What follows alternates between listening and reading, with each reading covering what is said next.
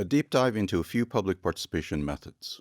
This module explores and analyzes participatory approaches for recognizing key actors. It presents methods to shed light on actors' spatial relationship with nature and local environment to increase deliberation and empowerment.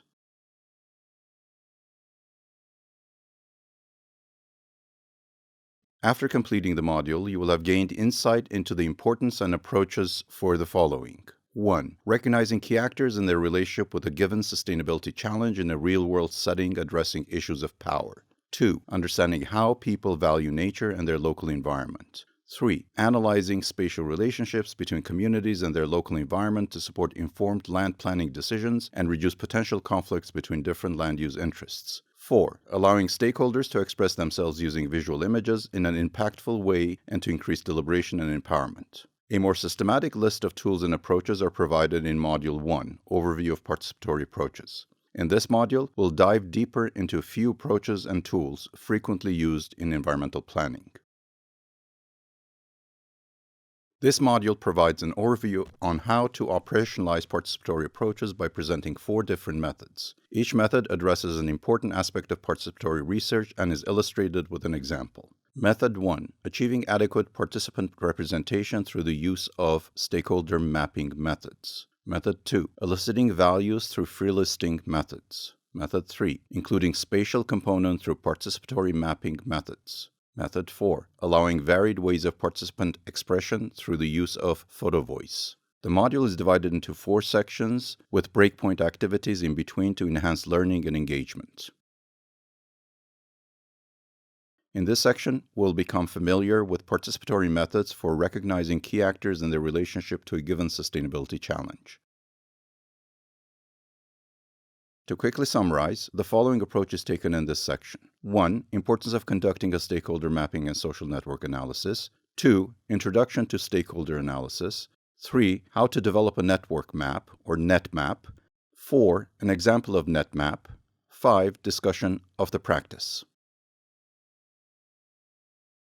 Management of land and natural resources is a collective act that involves several actors, that is, local users, land managers, business, and policymakers. Each actor or group of actors has a different relationship with the natural resource or landscape. This is determined by aspects such as personal life experiences, knowledge, dependence on the use of the resource, and the sociocultural group the actor belongs to. Often this results in conflicting interests in management of the landscape or the resource, and rarely results in win-win situations. Sustainable interventions in the management for sustainability require the consensus and collaboration of the different actors. Consideration of different values, needs, and interests is important not only to ensure legitimacy of the management plan and to avoid reinforcing social injustice in the use of the natural resource, but to guarantee the cooperation of the different actors involved in the process. If all the relevant actors are represented in the process and attention is paid to power dynamics, participatory research methods can catalyze collaboration through empowerment and consensus. Therefore, addressing land management sustainability challenges require taking into account and involving people that have a stake in the process and in the outcome of the decision. These are the stakeholders. However, merely considering the stakeholders as independent actors does not provide the full picture. It is also important to understand and take into consideration how they relate to each other, to the social networks. Even if we're not part of formal social networks, such as associations, organizations, we all carry our daily activities around some networks. Work networks, family networks, proximity networks, hobby networks. Both formal and informal networks are important. If a participatory process for collaborative management does not take these networks into account, this means we're not working in a real-world setting, but instead we're working with an abstract world. We're working without solving any power distribution problems or fostering the change needed for people to cooperate towards a more desirable outcome. Participation needs to part from both formal and informal, real and already working networks, and work to transform the relationships in a way where power is redistributed in a more equitable manner, in a way that instead of preventing transformation towards achieving the community objectives, these networks allow cooperation and achievement of the goals.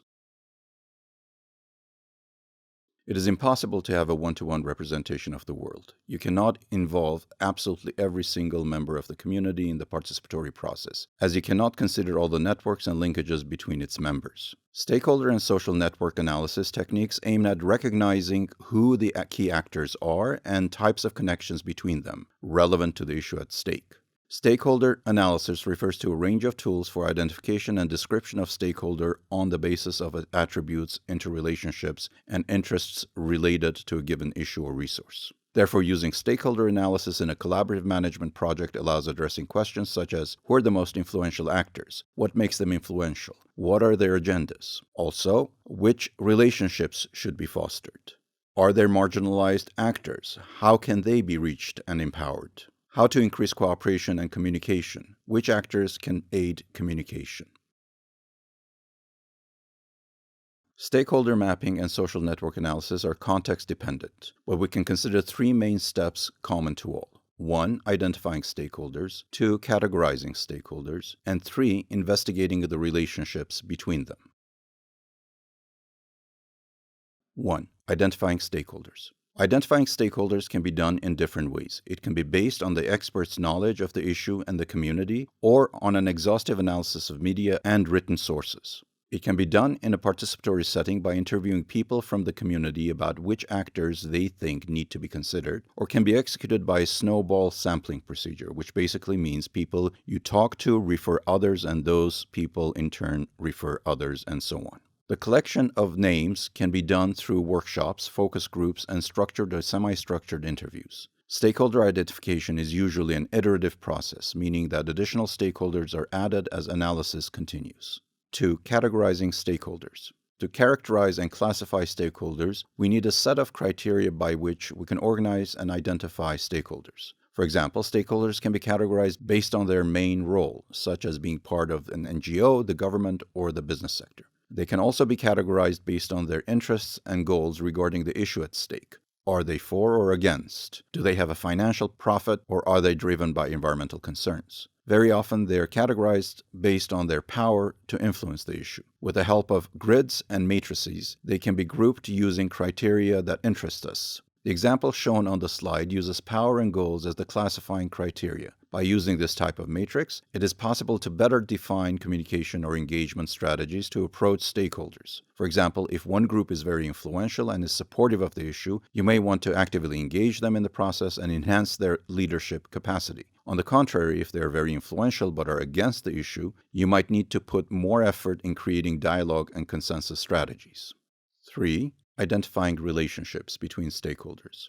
There are several methods to investigate the relationships that exist between stakeholders, individuals, and groups. One of the most commonly used one is social network analysis. This method of analysis characterizes network structures in terms of nodes, individual actors, people, or things within the network, and the ties, edges, or links, relationships, or interactions. This method of analysis characterizes network structure in terms of nodes and the ties, edges, and links. Nodes are the individuals, people, or the things within the network, whereas the ties, edges, and links are the relationships or the interactions that connect them. It provides insight into the patterns of influence, communication, and trust between actors in social networks, and identifies which actors are in the positions of centrality, neutrality, or marginality. All three steps can be carried out in a participatory way by letting participants from the local community be the network expert and facilitate a process of discussion and learning. Sometimes there may be enough documented cases of stakeholders and their relationship that experts can conduct their identification and mapping without directly engaging local communities. Input from stakeholders can be obtained if there is a missing or unclear information. The method that will now be presented is an example of a participatory approach. It covers the three steps just discussed in the context of interviews and workshops. The NetMap is a method developed by a team of consultants working on environmental governance issues. This method combines all stakeholder analysis steps, identifying stakeholders, their relationships, goals, and influence. It can be used by researchers, facilitators, and implementers. NetMap is similar to holding an interview with a group of stakeholders where the expert or the researcher is the facilitator. This is how it works. The facilitator and a participant or a group of participants first define a list of all the relevant actors that come to mind. Then they write the names of actors on cards and pin them onto a paper or board to start mapping their relationships. Colors and symbols can be used to add categories to the actors mapped. The relationships are mapped with arrows, single or double-headed, depending on whether it goes in one or two directions. Typically, only a couple of relationships are mapped, such as finance flow, knowledge flow, restrictions, collaboration, resource exchange. Participants are also asked to build towers to symbolize the level of influence of every actor. The higher the tower, the more the influence. Finally, the goal and interests of the participants are indicated on the map. The method is low-tech and low-cost. It only requires big sheets of paper, post-its, pens, and some stones or pieces to build towers of influence. Similar to other participatory mapping approaches, the NetMap tool is designed to combine researcher data collection with participant learning. It is not only about the outcome, but also about the process. We'll now explore all the steps of the NetMap process in detail, which will show how to put them into practice. We'll discuss 4 steps. To illustrate these steps, we'll review an example of how these steps were followed by implementing a participatory management of a watershed in Ghana. This case study was prepared by Schiffer and Hauck in 2010. Below, we have frequently quoted from this published case study. Step 1. Have a clear project and problem aim and define the general approach. To define the aim and approach, answer these questions. What is the issue? What are the temporal and spatial scales? What type of actor categorization can help in this project? What type of links between the actors do we need to investigate? NetMap cannot be used to approach a very broad question. For the method to be effective, the question needs to be specific and the issue and the approach need to be clear. In the example of Ghana, the method was applied under the initiative of the White Volta Basin Board, a local multi-stakeholder organization in northern Ghana. The research was conducted between 2006 and 2008. The Basin Board brings together representatives from different water-related public sector agencies, non-governmental organizations, and traditional authorities to form a consultative group. The aim of the board is to improve the coordination of all stakeholders toward an economic and environmentally sustainable use of water in the White Volta River Basin. However, the board has limited formal enforcement capacity. Their specific aim was to understand the influence and goal of different actors in the network, within and beyond the board membership, and use this knowledge strategically to push recommendations developed by the board to increase sustainable water governance. Step 2. Define a very clear NetMap question that will drive all the process. This question should include information about the temporal and spatial scale and the issue. In the example, the question is, who can influence whether and how the basin achieves its goals? This question was developed following a preparatory round of interviews during which all 17 board members were asked to define goals for the board. The goals were divided into environmental, economic, and governance topics. Because board members saw the environmental and economic goals as partly antagonistic, the focus was placed on mapping these 2 goals to increase the board's ability to act strategically in forming coalitions to achieve and consolidate these goals. The links between the actors investigated also need to be clearly defined based on the objectives of the project. In this case, these were line of command, flow of funds, giving advice, and flow of information. Step 3. Mapping exercise with all the stakeholders. Participants were assembled around a large empty sheet of paper and were asked to think of all the individuals, groups, or organizations who could influence whether and how the Basin Board achieved its goals. It was stressed that actors can be from local and regional, national, and international levels and not necessarily formally linked to the process. These phases can take different shapes. In some cases, participants can have a long list of actors whom they name immediately and fill the map quickly. In other cases, participants can start slowly and add more and more actors throughout the whole process of the workshop or interview. In this process, the names of those actors are written on the actor's card, posted or some small piece of paper fixed with a masking tape, and distributed on the empty map. To allow for a better defined visual structure, different color actor cards can be used for different actor groups, such as governmental, NGO, civil society, and private sector. The different linkages between actors were drawn using different colored arrows. Adding actors and links whenever they came to mind was encouraged, to allow people with different approaches to express themselves at their own pace. For mapping influence, the question was how strongly can these actors influence the achievement of the Basin Board's goals? The rules for building the influence towers were the more influence an actor has, the higher the tower. The towers can be as high as interviews want. 2 actors can have the towers of the same size. If an actor has no influence at all, no tower is added. Finally, the participants were asked whether actors had developmental or environmental goals or both. These orientations were noted next to the names of the actors, P for protection, D for development. PD for both goals but with stronger protection focus, and DP for both goals but with stronger development focus. During the process, the explanations and discussions around the mapping of the actors and their relationships and influences were recorded. These are as important as the resulting map itself, as they provide interesting insight into the topic. Step 4. Visualization and discussion of the resulting map. Once the network map has been drawn, interviewees are often asked to comment on the system as a whole, give their interpretation of the network, and discuss where there is room for improvement. Visualizing the network can facilitate participant exchanges and support social learning processes. As participants discuss and develop a shared map, stakeholders and scientists alike come to understand diverse perspectives on the issue and gain insights into the workings of formal and informal links between the various actors involved in the issue. The network map is used to facilitate an explicit discussion about influence positions and the associated actor roles. The influence value, height of tower, can be used to understand how centrality and influence are related, and to identify influential partners and antagonists. Once the interviewee is content with the whole setup, heights of influence towers are noted next to the actors' names on the network map. This is important for easy data entry later. Analyzing the goals of actors can help develop a richer understanding of the network dynamics. Are certain goals shared by the influential network members? Do network members use their links to influence others to follow their own goals? Are the goals of others clear or opaque to the interview partners? Drawing maps help participants structure their own thoughts and serves as a tool to prioritize extensive but implicit network knowledge. This in turn helps focus on actors of core importance for strategic planning, either because they have the same goals or high influence. Learning takes place while explaining to each other why an actor should be on the map, how they are interconnected, and why certain actors are perceived influential. In this case, sharing experiences helped board members develop a common understanding and to facilitate negotiations, while the process of drawing a map together helped to formulate a common vision. When presenting the common map to a bigger audience, this elicited an engaged discussion about the possible involvement and collaboration with actors on the map and others who were not mentioned. Participants asked, "What do we need to do to become more influential in this process?" The following questions can help guide a group's exploration and exchange of perspectives. Which network links should be strengthened to address the governance challenge? How can marginalized stakeholders be empowered or link up with other actors in the network? Are there actors in a position to serve as knowledge hubs or mediate the conflict?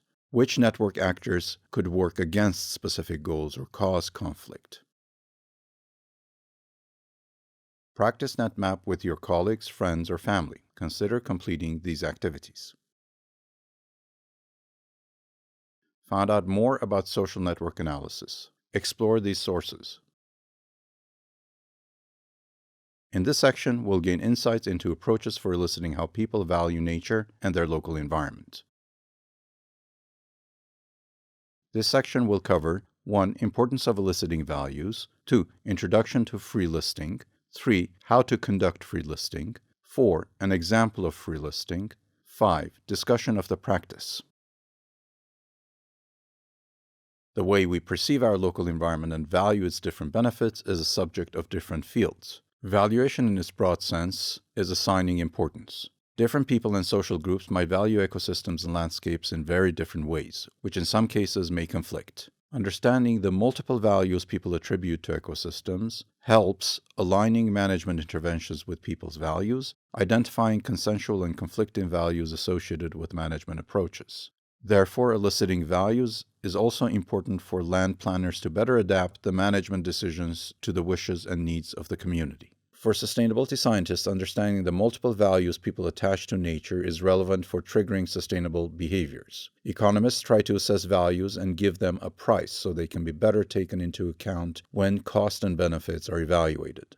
These values and perceptions, however, are not easy to capture. Myriad of approaches and methods have been developed to conceptualize them, such as cultural ecosystem services, nature contributions, relational values, and so on.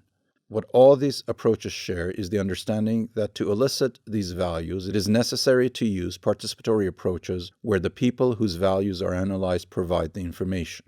Participatory research methods for assessment of valuation of ecosystem services as perceived by the people have been applied widely in various scientific disciplines, ranging from ethnography and sociology to political ecology, geography, or alternative approaches to economics such as ecological or feminist economics. As a consequence of this diversity of disciplines, these methods varied greatly in terms of which processes and measures they elicit and how they express the values of the ecosystem services. The method we'll be looking at in this module is called free listing. Free listing is a simple participatory research method used within the context of a structured interview. Free listing interviews are common in ethnographic and cultural domain analysis. They are applied to investigate the various ways in which people with different cultural backgrounds interpret physical or conceptual features. Examples of cultural domain are food, landscapes, or well-being. Such cultural domains are analyzed by having people list all the items they can think of in regard to a specific topic. In a free list interview, a respondent simply lists things that they perceive to be part of a domain, such as favorite foods, medicinal plants, reasons to protect the environment, in whichever order it comes to mind. This approach is used to understand how people in a society think about and define their world. In this method, emphasis is placed on the self-reported subjective context-specific perceptions and expectations. Since all cultures use some system of categories to order experience, the researcher tries to determine what categories are important to people, how they are arranged, and what values are attached to these. Free lists can also be analyzed to compare informants' perceptions of what items are important, determine a consensus of what items belong to the domain, and critically identify potential experts or knowledgeable amateurs. Free listing rests on three assumptions. First, when people free list, they tend to list terms in order of familiarity. When listing kinship terms, for example, people generally list mother before aunt, and aunt before great-aunt. Second, individuals who know a lot about a subject list more terms than people who know less. And third, terms that most respondents mention indicate locally prominent items. Spanish people will probably list tomato and orange fruits more frequently and earlier than they will coconuts or mangoes. As mentioned before, free listing is a simple method that takes the form of a structured interview through which the interviewee provides a list of items in connection to a specific topic. In a study by Claudia Bieling to assess how biophysical features of specific area contribute towards the well-being of local people, the interviewer was asked, "How does the landscape here contribute to your well-being? Please briefly report anything that comes to your mind." The interview can be conducted either orally or by asking respondents to complete the free list themselves in writing. During the interviews, as pointed out by Newig and colleagues, the following aspects need to be considered. 1. Ask the same question to all respondents. 2. Make the question very clear by specifying how comprehensive the list should be. You may wish to limit the list to 10, 15, or 25 items depending on your goals, or just ask to list all the items that come to mind. 3. The question should ask about perceptions, feelings, knowledge, and not about what they use or do. 4. Write down or record answers in the order they are given and in the language used, exactly as they are spoken. This is where the translator may help. The list of items is then analyzed to identify which items fall within the cultural domain, indicate which things are most common or salient within the culture, and determine the variation in the knowledge or values in question among the group asked. The first thing to evaluate in the analysis is the frequency with which each item has been mentioned among the respondents. Most often, you will observe that many of the items are listed only once. Items mentioned only once may be questionable members of the domain, or they may be older synonyms, names from different dialects of languages, or just mistakes. A long list of items mentioned by just one person may point to an expert with memory of past terms now lost to the majority of people in the community. Some domains are more commonly known, such as fruits, while others may only be fully known by specialists, such as medicinal plants. The second step in the analysis is to look at the ranking of the items, that is, the order in which they're listed, to identify which items tend to be mentioned first by all respondents. Finally, the third step is to identify which are the most salient items. This means the items that have been mentioned most frequently and that are also mentioned in the first places. The assumption is that more salient an item in a domain, the more likely it is to be mentioned sooner and by more people. The salience reflects meaningfulness and it captures the essence of what the domain means for a group of people. In this example, you see the analysis of free listing of ecosystem services provided by Orchard Meadows. The ecosystem services that were mentioned most frequently were aesthetics, 52%, recreation and mental physical health, 51%, and food for humans and biodiversity, 48%. These were also the ones that were mentioned most often in the first place and therefore were the most salient. The salience is calculated by dividing the frequency by the number of respondents and multiplying by the mean rank.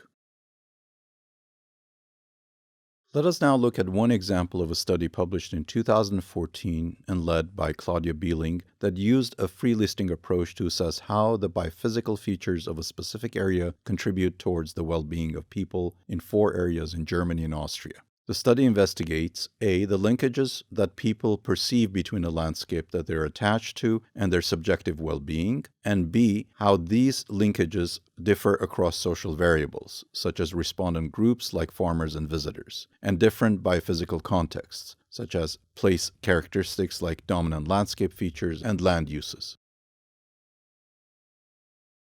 The authors conducted face-to-face interviews with a total of 262 respondents, including residents of the study sites, visitors, and farmers. Interviewees were approached in various places, for example, on a hiking trail, at a village marketplace, or at the parking lot of a Biosphere Reserve's visitor center. After a brief introduction, people were asked, "How does the landscape here contribute to your well-being? Please briefly report anything that comes to your mind." After answering the central question, people were asked for their age and, if not yet evident, if they qualify as a resident, farmer, or visitor. The core interviews lasted from less than a minute to 10 minutes. However, often respondents were inspired to subsequently elaborate on issues like landscape changes or things that make up life in the area. Responses were either directly noted on paper or tape recorded and transcribed later.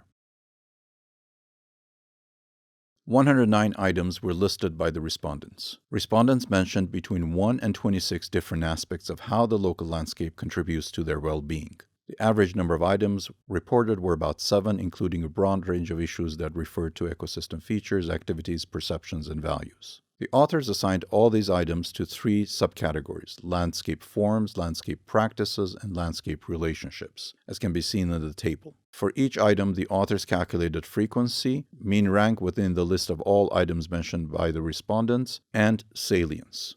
The most salient items were beauty, followed by naturalness, nature, mountains, tranquility, forest, woodland, hiking, place attachment, feeling at home. The interview results contrasted in several aspects. Place attachment, feeling at home, and cultivating, for example, had a much higher importance for farmers than for local residents and visitors. Compared to other respondent groups, farmers' landscape relationships were also often based on material factors. Visitors particularly stressed the importance of recreation, relaxation, and unspoiled integrity, which were less reported by farmers and local residents. With above-average scores for several items, visitors and farmers exhibited a similar tendency of explicit appreciation of the local landscape, while residents expressed less acknowledgement. For instance, both farmers and visitors highlighted the role of good air and landscape relationships in general, whereas residents mentioned these rarely.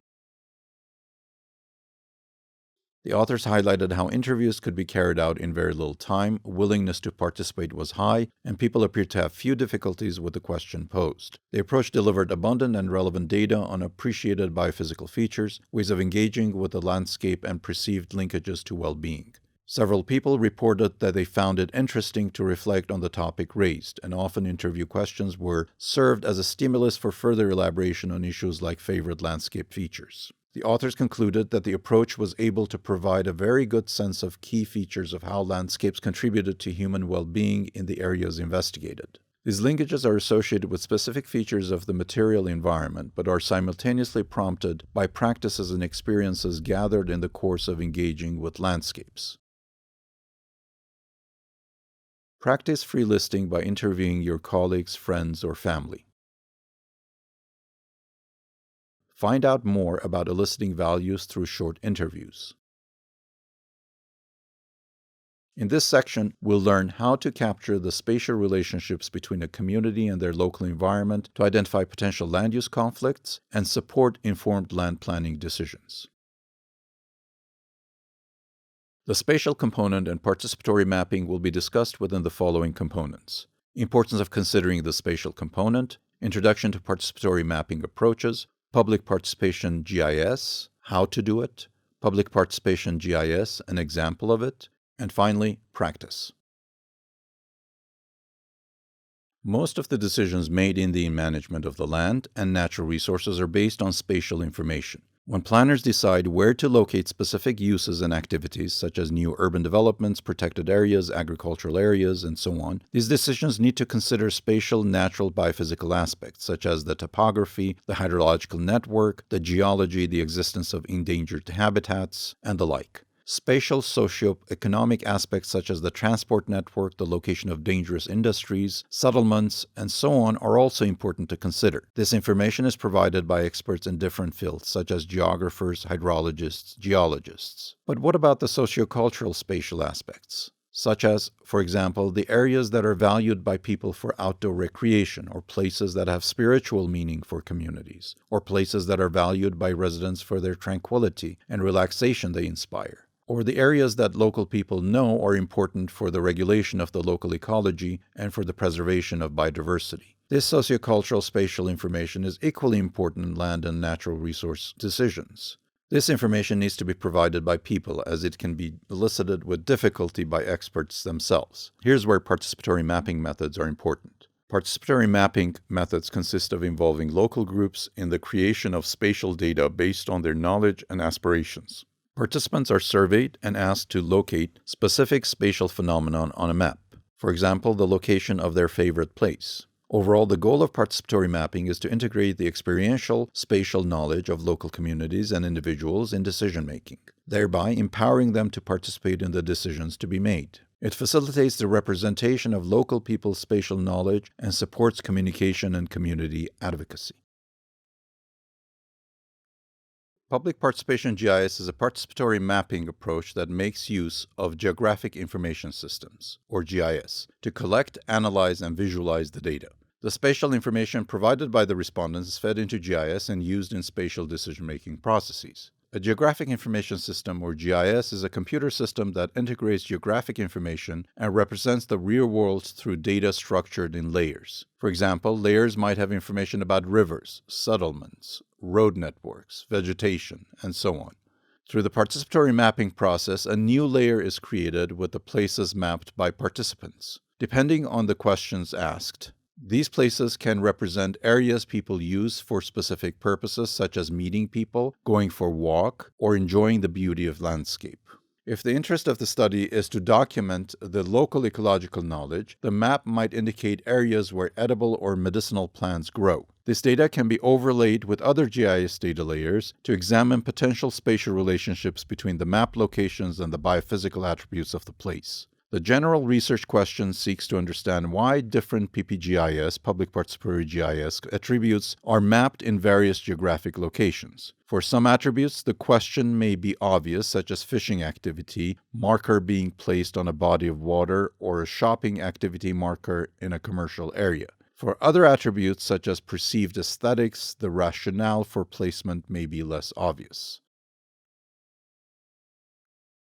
PPGIS has been applied in various contexts: forest planning, marine and coastal conservation, parks and protected areas planning, tourism development, river conservation, urban parks and open space planning, and measuring ecosystem services. Of particular importance is the focus on the measurement and analysis of landscape values in PPGIS. These are essential for identifying coupled socio-ecological systems, SES, for providing place-specific guidance for conservation and development, and in general, for providing rational foundation for managing public lands for the greatest social benefit. Additional contexts include community and neighborhood planning, environmental natural resource management, values and preference of local actors' identification, ecosystem service mapping, traditional ecological local knowledge preservation, intangible cultural heritage preservation, and future scenario planning. Public participation in GIS can be carried out individually in one-to-one interview or through an online questionnaire. It can also be carried out in the context of a workshop where participants map places together. The interview process can be done using a paper map and some stickers, or it can be done using an online questionnaire. There are some online platforms for creating surveys that allow adding a question on a map. The answers are directly stored by the platform in a format that is compatible with GIS software. If the survey is carried out in paper, then the facilitator has to transcribe the answers into GIS by digitizing the points on the map. Prior to the interview process, there are some aspects that need to be carefully considered. What is the spatial attribute you want participants to map? PPGIS methods can provide spatial data layers that identify the distribution of a wide range of spatial attributes such as activities, values, preferences, and knowledge. Aspects that are typically mapped in a PPGIS process are landscape values and spatial places, ecosystem services, development preferences, national park experiences and perceived environmental impacts, climate change risks, transportation corridor qualities, urban park and open space values, knowledge of the landscape conditions, and recreation resources. The spatial attributes that is at the center of the study will determine the type of participants that need to be included in the process. In this review, Brown looked at the level of difficulty of mapping different spatial attributes. He plotted them among two axes, one for the degree of cognitive challenge or difficulty, and the other for the level of expertise or scientific knowledge required to spatially locate the attribute. The mapping of the ecosystem services in PPGIS represents the highest expert knowledge threshold and the greatest cognitive challenge. This is especially true for the spatial identification of regulating and supporting ecological services that require a minimum base-level knowledge about the functioning of nature systems, in addition to familiarity with the regional landscape. In this case, the local experts and researchers might be the targeted population. In contrast, participant identification of place-based activities, experiences, and development preferences represent low cognitive challenge and do not require a high level of technical expertise. These attributes are identified based on participants' life experience living in or visiting the study region. How can the spatial attributes be best represented by using points, lines, or polygons? In most studies, points are used as they're easier to map and analyze with spatial statistics. Public Participation GIS database contains the information about the geographic coordinates of the point, polygon, or line and the attributes that it represents. A river, a place valued for recreation purposes, a place where people go fishing, in the file that is called shapefile. The information provided by the respondent is collected in an Excel file. Both files are connected by the identificator of the respondent. Once the spatial database is created, different types of spatial analyses can be carried out. The most common analyses look at the following aspects. How are the mapped places spatially distributed? Do they concentrate in specific areas or are they scattered all over the place? What biophysical information can help explain these spatial patterns? What kind of land cover do we find in the areas with high concentration of points? Are these areas easily accessible? Are areas empty of points difficult to access? What type of land use do we find there? What sociocultural variables or respondent characteristics can explain these spatial patterns? In this section, I'll present an example of a study carried out in the frame of the European research project that aimed to investigate how the local population in rural and peri-urban areas interact with their environment. The study asked local stakeholders to locate on a map the places they appreciate for different reasons. Then they analyzed the patterns in the spatial distribution of these places and their connection to different socioeconomic backgrounds and landscape characteristics. The study was conducted in 6 rural or peri-urban municipalities in Europe. It targeted local residents that were older than 14. The survey was facilitated on-site and respondents were approached in public spaces. The survey consisted of an online questionnaire on a tablet connected to the internet. Respondents were asked to locate on a map the places they value for outdoor recreation, meeting family or friends, harvesting, relaxation, enjoying the beauty of the landscape, enjoy the culture and traditions of the area, feeling of sense of place and attachment, the nature, and biodiversity. Respondents could drag markers with different meanings on top of satellite images or a topographic map. They could also zoom in or out to better orient themselves. The answers were automatically saved in a cloud and transformed into GIS and Excel files for analysis. Responses from 844 participants were analyzed. It was observed that some aspects were valued by most of the respondents, such as outdoor recreation possibilities, the beauty of the landscape, and the possibilities of meeting family and friends. Other aspects, such as regulating ecosystem services, were mapped less often, most likely because they required some expert knowledge. Other aspects that were more subjective and intangible, such as existential values and feelings and spiritual meanings, were also mapped by less than half of the people interviewed, as they were too personal or difficult to express. When looking at the spatial distribution of the points, some aspects were spatially clustered, indicating collective perception. This was the case for places valued for culture and traditions, outdoor recreation, and social interaction. Aspects related to feelings and individual appreciation were more scattered. The places that were mapped by most of the respondents shared some biophysical characteristics. They were easily accessible through paths or roads. Rivers or water bodies were also highly appreciated by many of the respondents. The historic town center was also appreciated by participants for aspects connected to culture, attachment, and social interaction. Finally, differences were identified among the respondents based on their age and their relation to the area.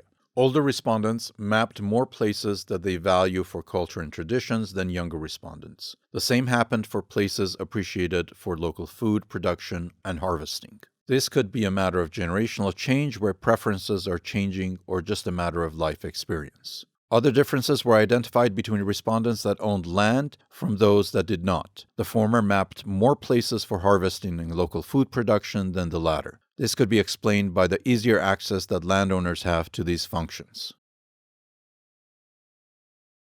The findings of this study were presented to the respondents in one of the study sites in the context of local workshops and triggered an interesting discussion on how to better preserve these valued places. It also highlighted the need for younger population to engage more actively with their local environment, culture, and traditions. In one example, we see how PPGIS can provide an interesting approach to take into account the knowledge, experience, and aspirations of local population and engage them in decision-making. PPGIS can also be used to identify conflicting preferences for land use by the different stakeholder groups. By visualizing these conflicting preferences on a map, PPGIS can support communication, help minimize conflict, and arrive at decisions that are acceptable to majority of stakeholders through consensus-building approaches. The outcomes of the PPGIS process can help land managers increase the legitimacy of planning decisions. Depending on how the process is carried out and what the aim is, the mapping approach can be a powerful tool for communities to help secure access to land and natural resources, to facilitate the management of these resources, and to support community advocacy on land-related issues. It can play an important role in empowerment of people and communities by providing a powerful spatial visualization of their environment and the places that are important for their well-being.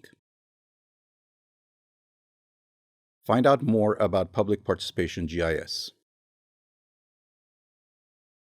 In this section, we'll explore different means of expression to allow participants to communicate through visual images in an impactful way and increase deliberation and empowerment in the process. In this section, varied ways of expression will be explored, in particular photo voice and participatory video. The breakdown of this section is as follows. 1. Importance of allowing varied ways of expression. 2. Introduction to photo voice. 3. Photo voice, how to do it. 4. Photo voice, an example. 5. The practice of using photo voice. Participatory research in the context of sustainability aims at the understanding of the world from the perspective of the actors that have the knowledge and experiences relevant to the issue at stake. Many methods have been developed and applied to allow people to express their knowledge, values, and concerns. However, often the means used by the researchers or facilitators to inform, consult, and/or engage the local communities in the process do not allow participants to fully self-express. Problems of literacy when writing and reading is involved, or the use of concepts and views that might not represent the community, or even power dynamics that hinder the active participation of the marginalized actors, all can limit the relevance and positive impact of the participatory process. What some researchers in the past, such as Wang and Burris, have pointed out, what researchers think is important may neglect what the community thinks is important. This is why using channels different to the written or spoken can enhance creativity and self-expression of the local community. A powerful channel for expression, communication, and empowerment is using visual images. 1. Taking photos might be a more accessible way of expression for people that cannot write or read than having an interview or carrying out a questionnaire. This also allows participants to share the messages captured through images with other people in the community or from other communities that cannot read. 2. Photos are self-explanatory and convey a lot of information in one image that otherwise would require extensive conversation. Photos can record settings and moments. An image is also more difficult to misinterpret than a recall of an experience or conflict with words. 3. Photos are a very appealing outcome from a participatory process. Participants can share them with other people to express their appreciation and share something made by themselves. When written or oral method of expression are used, the participants depend on the researcher's goodwill to get back tangible outcomes of the participatory process. 4. Furthermore, working with visual channels of communication offers the possibility of looking at the world from different perspectives other than the one held by researchers. Photo voice is a participatory method to capture people's perception of a specific aspect in their local environment with the help of photos taken by them. As Wang and Burris point out, photo voice is a process by which people can identify, represent, and enhance their community through a specific photographic technique. It entrusts cameras to the hands of people to enable them to act as recorders and potential catalysts for change in their own communities. Photos have been used very often in research to ask participants to comment on specific aspects. The difference in photo voice is that you ask participants to take the photos instead of you providing it to them. It has 3 main goals. 1. It enables people to record and reflect on their community's strengths and concerns. Secondly, it promotes critical dialogue and knowledge about important issues through large and small group discussions of the photographs taken. And thirdly, to reach policymakers. It uses the immediacy of the visual image to furnish evidence and to promote an effective participatory means of sharing expertise and knowledge, as stated by Wang and Burris. Photo voice has been defined as an effective and creative tool for community-based participatory research that elicits unseen stakeholder perspectives of social ecological complexity while recognizing power imbalances. Through this methodology, participants take photographs of their own reality to reflect on it. The evocative nature of the pictures serves as an effective stimulant for discussion among participants and researchers. Besides, it is the people in the community and not the researchers to determine what is relevant to the study. This was pointed out by Rodriguez Morales. In the last years, this methodology has been applied for several purposes such as landscape management and community governance, biodiversity conservation in protected areas, comprehension of social ecological systems, and analysis of the perception of human well-being and ecosystem services. This approach is also highlighted for the potential to give voice to otherwise underrepresented groups such as women, elders, and marginalized communities. At the core, the participants are asked to take photographs of specific aspects related to the issue at stake that are then discussed in a deliberative process. This can be done in groups, individually, accompanied by a researcher or facilitator. It can also be combined with some audio recordings or annotations. It is followed by individual or collective discussions of the photos taken. It usually includes the following steps. The first step is the establishment of the community issue to investigate. For example, to explore the specific benefits members of a community perceived from their environment, or to explore missed benefits or risks, to assess the potential of conflicts between different community members in the use of natural resources, and to identify changes in the landscape as perceived by the community. The next step is to recruit the participants. This can be done by inviting specific groups relevant to the issue at stake, for example, women if it is a gender study, or people with different origins or cultural backgrounds, if it is an ethnographic study. It can also be open to anybody willing to participate, or it can aim to have a balanced representation of the different community actor groups. Thirdly, participants are usually invited to a training event where the objective of the process is explained, along with the photo voice activity and what is to be captured in the photographs. It is also important to establish confidentiality rules and to obtain the consent of the participants to use their work for the purposes of the study. In some cases, participants might also need to be trained how to take photos. In the fourth step, the photo-taking activity can be designed and carried out in several ways, depending on the aim and the context of the issue investigated. Often, the facilitator asks participants to gather in groups to follow specific criteria and choose a specific transect walk based on their interests. In more recent studies, participants were provided with technology that allowed for GPS tagging of photos taken. If the researchers join the walks, they typically take notes of the reasons the photos are taken, as this information might be relevant for the analysis. Fifth, the photo-taking activity is often followed by a photo discussion with participants where they're asked to reflect on what is shown on the photos and how this contributes to issues at stake. Participants are typically also asked to select the most relevant photos. Conversations are usually recorded. Sixth step, the researchers would then analyze the data. This part is sometimes challenging as photos are easy to gather but difficult to analyze and summarize because they yield an abundance of complex data that can be difficult to digest. Therefore, it is important to have a clearly defined analysis approach. The final step is the dissemination of the findings. This can be done through photo exhibitions that aim for social and policy impact. The study presented by Berbe Blasquez was carried out by using photo voice with a community in Costa Rica to better understand the relationships between the local ecosystems and the human well-being and how environmental management affects their livelihoods. The purpose of this study was twofold. First, to present the results of a community-level assessment of environmental services in a watershed dominated by pineapple monoculture in Costa Rica, and second, to evaluate the strengths and the limitations of photo voice as a tool for mapping the relationships between ecosystems and people. The study was conducted in the Volcan River watershed in Costa Rica, an area with different land covers that range from mountain and tropical rainforests, pastures for cattle farming, small plantations of sugarcane, coffee and vegetables for household consumption, and pineapple monocultures. There are about 3,500 inhabitants distributed across 12 communities. In 1978, the pineapple development company, Pindeco, bought lowlands in a valley for industrial production with incentives provided by the central government to produce non-traditional crops for export. This triggered many social and ecological changes and challenges in the region that had direct consequences on the well-being of the community. The aim of the study was to assess how people in the Volcan River watershed define the benefits they obtain from the natural environment and conceive the relationship between their environment and their well-being.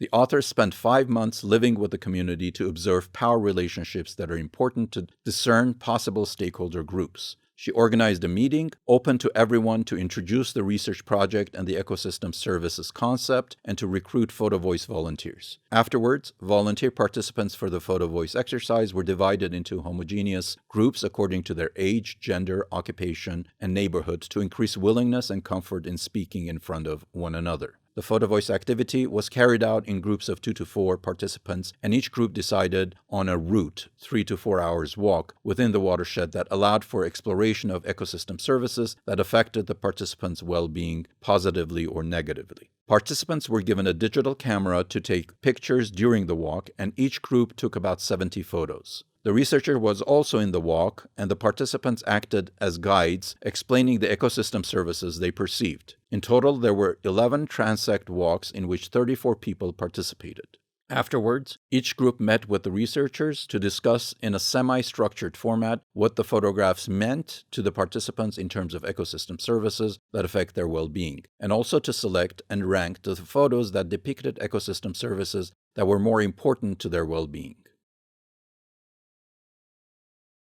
In the analysis, the author identified 21 common themes represented in the photos and categorized them into different types of ecosystem services for human well-being. In the analysis, she looked at which biophysical aspects were mentioned more often, to which services were they associated, thirdly, with which aspects of well-being were they more associated. In this image, you can see some examples of photos taken by participants and the associated ecosystem services and contribution to well-being. Cattle was seen as a provisioning service. Coffee plantation was seen as a supporting ecosystem service. Soil erosion was seen as evidence of the decline of regulating ecosystem services. The Volcan River was seen as an example of a cultural ecosystem service.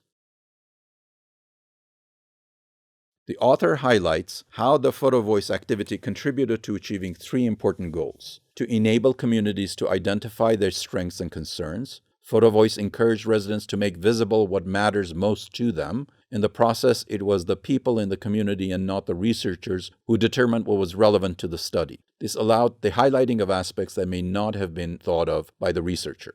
Secondly, to promote critical dialogue around key issues. The pictures taken allowed participants to reflect upon their own realities, to create informal conversation forums, and to address issues that would have been difficult to address without the self-explanatory nature of photos. Thirdly, to affect policy as few town leaders were involved in the exercises, which opened the debate around some challenging issues. Practice photo voice with your colleagues, friends, or family. Find out more about allowing varied ways of expression in participatory research. This module is developed in the frames of German-Armenian Network on the Advancement of Public Participation GIS for Ecosystem Services as a Means for Biodiversity Conservation and Sustainable Development, GATES. This program is financed through DAAD, the German Academic Exchange Services, with funds from the German Federal Ministry of Economic Cooperation and Development.